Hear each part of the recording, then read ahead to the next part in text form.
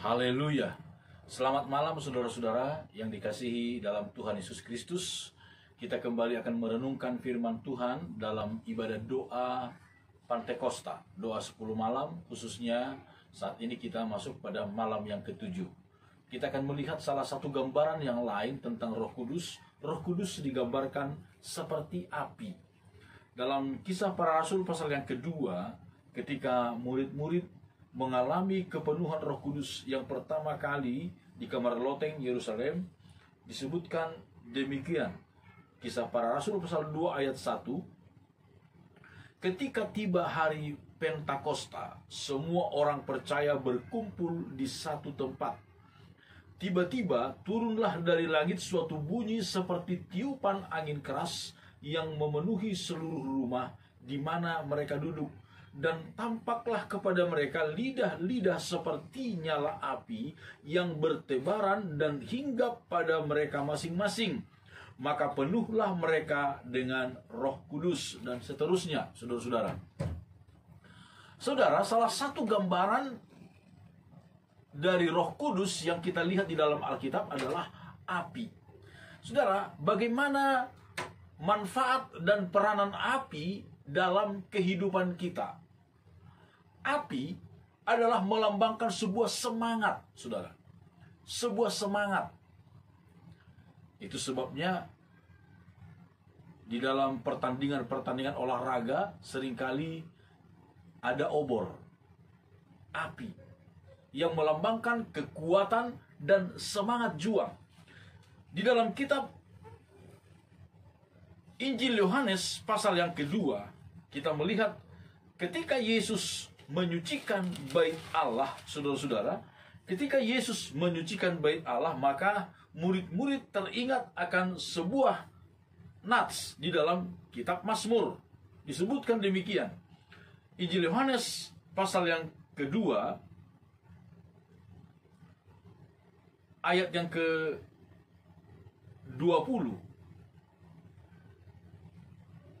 Mulai dari ayat 17, firman Tuhan berkata, Injil Yohanes pasal 2 ayat 17, maka teringatlah murid-muridnya bahwa ada tertulis, cinta untuk rumahmu menghanguskan aku.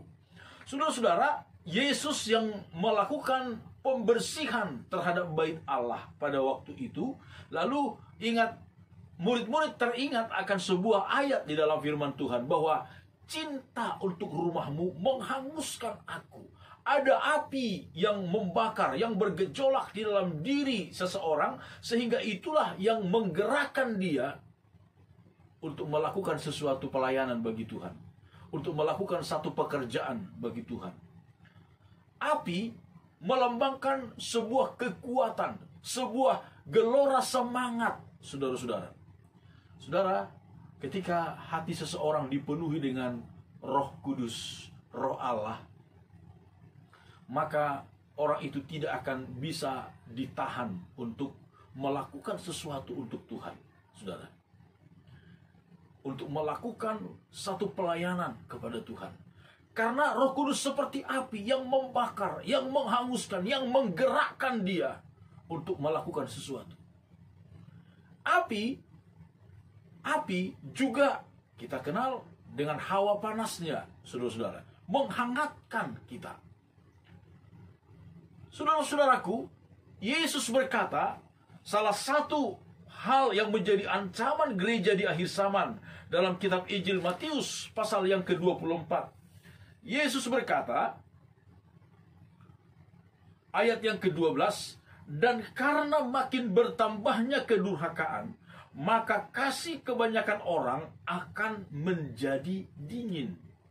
Saudara, peranan Roh Kudus bagi kita di akhir zaman, di mana kedurhakaan akan semakin bertambah-tambah, kejahatan akan semakin bertambah-tambah.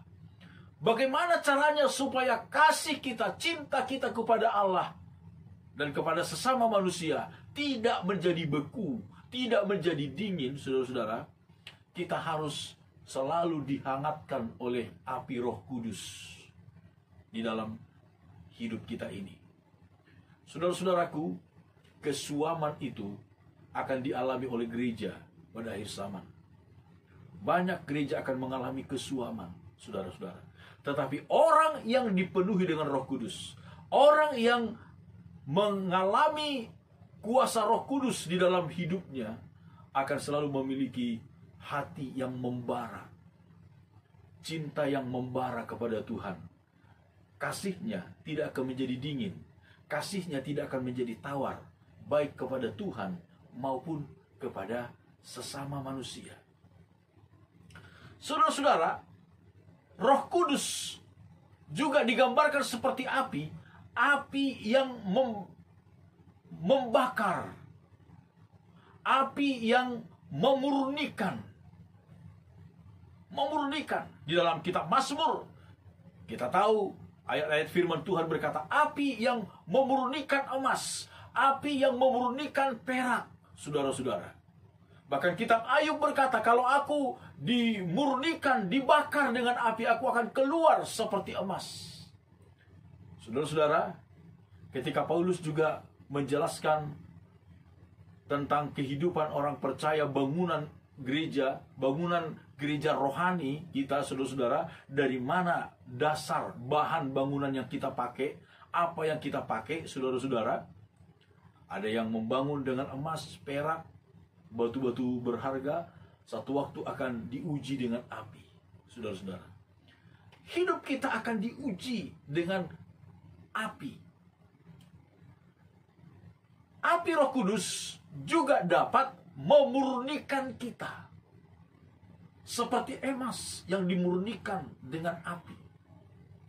Saudara-saudaraku, ketika kita mau dipimpin oleh Roh Kudus, ketika kita mau dipimpin, dikuasai, dikendalikan oleh Roh Kudus, Roh Kudus akan semakin memurnikan hidup kita, akan semakin menyucikan hidup kita, menguduskan hidup kita. Dan ini memang seringkali tidak enak untuk daging kita. Ketika Tuhan harus memurnikan motivasi kita di dalam melayani Tuhan dan melayani sesama, itu seringkali bertentangan dengan keinginan daging kita. Tetapi itu pasti hal yang mendatangkan kebaikan bagi kita. Itu pasti hal yang akan membuat kita semakin berkenan di hati Tuhan. Kalau kita izinkan Roh Kudus memurnikan hidup kita, kita akan semakin indah di hadapan Tuhan. Saudara-saudaraku, betapa pentingnya kita dipenuhi dengan Roh Kudus. Sekali lagi, Roh Kudus dialah seperti api yang membakar hati kita, menggerakkan hati kita, sehingga kita dapat dan mampu untuk terus bekerja, melakukan sesuatu, berkarya bagi Tuhan. Walaupun banyak tantangan, saudara. Walaupun banyak intimidasi, walaupun banyak keterbatasan-keterbatasan kita.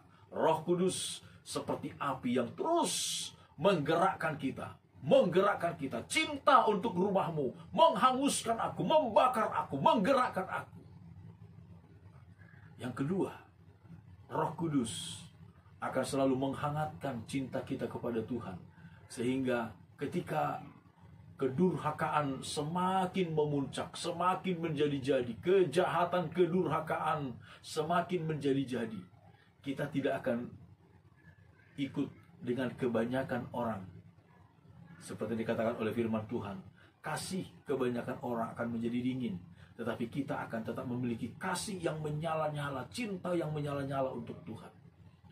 Dan Roh Kudus akan semakin memurnikan hidup kita, motivasi hidup kita, ketulusan kita, keikhlasan kita di dalam mengiring dan melayani Tuhan. Saudara-saudara, biarlah hidup kita mau dipimpin oleh Roh Kudus. Biarlah kita berdoa kepada Tuhan, Tuhan, penuhi saya dengan Roh-Mu yang kudus. Saya mau berkarya terus melayani Tuhan. Saya mau terus cinta saya, hati saya, ketulusan hati saya terus hangat di hadapan Tuhan, tidak menjadi dingin, ya Tuhan. Dan kita berdoa dengan kesungguhan hati kita. Dan saya percaya Tuhan akan mengaruniakan roh-Nya kepada saya dan saudara. Haleluya. Selamat berdoa, selamat menikmati hadirat Tuhan. Tuhan memberkati kita. Amin.